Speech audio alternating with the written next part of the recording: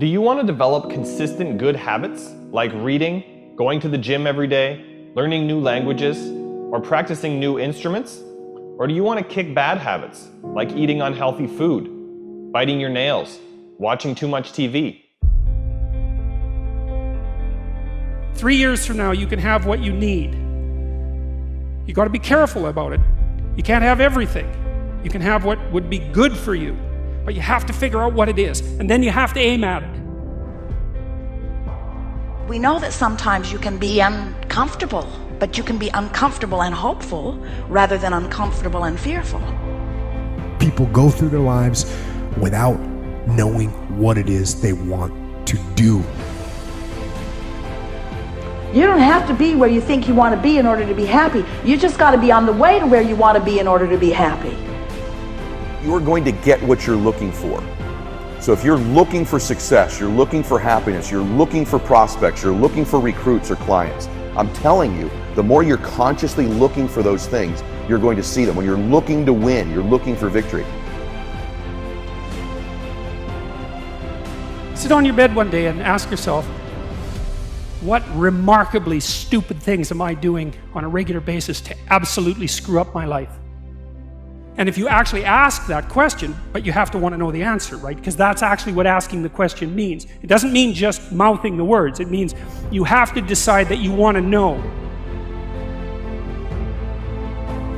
And so be very careful what you set your mind towards, what your outcomes are, because you're going to find them. Your mind's powerful. You're powerful. You're more powerful than you think you are. And if you could just get clear on what you're looking for, get super specific with great clarity, great specificity about what it is you want, it's sitting there for you to find if you look for it. The time is now. The time is now to express and for people to believe in themselves. The time is now for it to be okay to be great. Right there and then, you have an opportunity to steer your thoughts and your emotions in the direction that you want them to go, not in the direction that they're telling you to go. In other words, you can literally choose to seize the day, or you can let the day seize you. If you're fearful all the time, your point of attraction is very far from what you really want.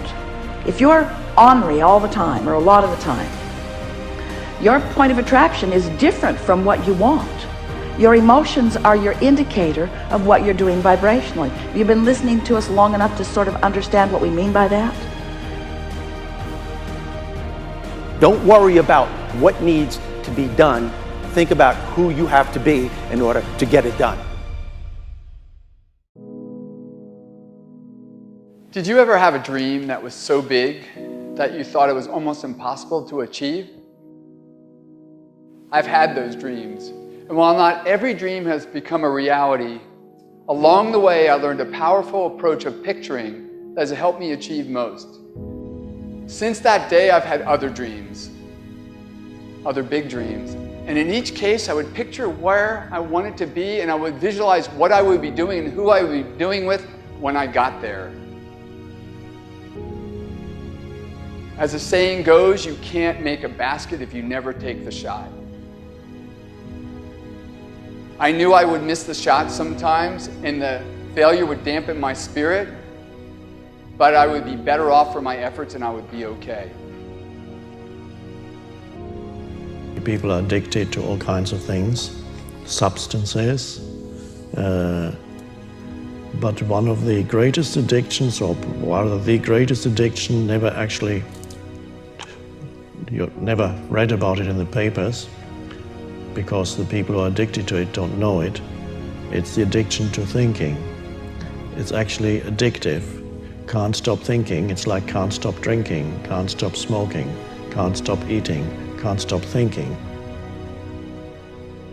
You have the option of taking it hard or taking it easy, of making the worst of it or making the best of it, of giving it your undivided attention, of giving it very little of your attention.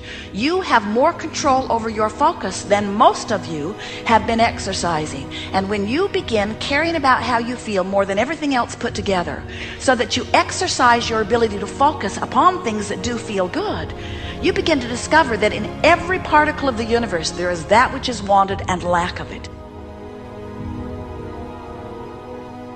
My visualization has helped me achieve most of my goals.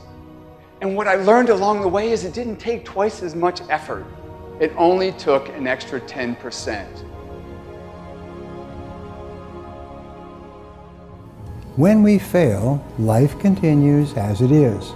We can stay in our comfort zone. Success, on the other hand, challenges us. It pushes us and it exposes us to rejection. How are we going to manage this new success? If you're not happy, you're not successful. If you're not enjoying yourself during the process of whatever it is you're trying to achieve, there's a problem. To me, the biggest disease on this planet is unhappiness. And the reason why people are unhappy is because we have a tendency to keep focusing, as I said, on what we don't have and what's not working in our lives, instead of allowing ourselves to shift our focus and our way of thinking. People always want to be like, follow your dreams, follow your dreams, follow your dreams. My dream was always to be a rap artist, right? But I had to get a job. So I had to focus on my job. And then I made money to follow my dream. One of the main reasons that people don't get what they want is because they don't actually figure out what it is. And the probability that you're going to get what would be good for you, let's say, which would even be better than what you want, right? Because, you know, you might be wrong about what you want easily. But maybe you could get what would really be good for you. You have the freedom to think anything you want. You were born extremely confident. You came into this world knowing how wonderful you are. So choose new thoughts to think about yourself, and choose new words to tell yourself how magnificent you are, and that you deserve all the good that life has to offer. First thing in the morning and last thing in the evening, I want you to look into your eyes and say, I love you. I really love you. Your first goal, this is what I'm suggesting, your first goal when you open up your eyes should be to focus on the things that ignite your spirit and bring you joy. I want you to focus on the things that you appreciate in your life, the things that you're grateful for. I don't care who it is or what it is. Maybe it's the person lying next to you. Maybe you're thinking of your children.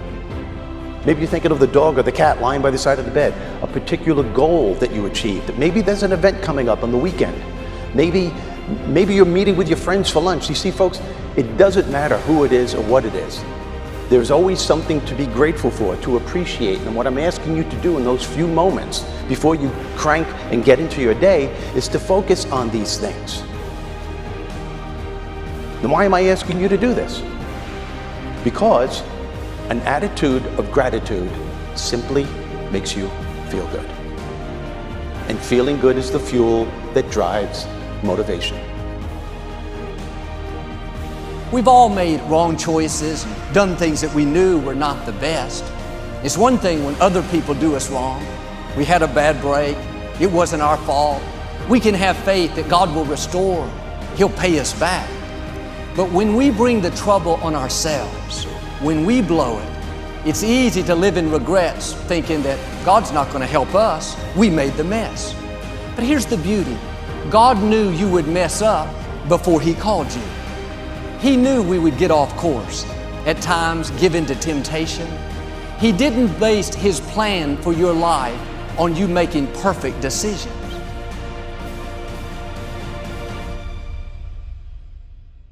Through success, I represent the possibility of what you can achieve and what you can do with your life and your career.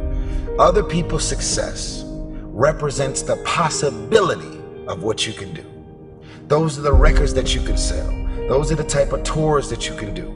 Those are the kind of songs that you can produce and the songs that you can write. Those are the millions of dollars that you can get, or billions. Those are the type of architectural drawings and buildings that you can build. Those are the type of books that you can sell. Everybody else's success represents the possibility of what you could do.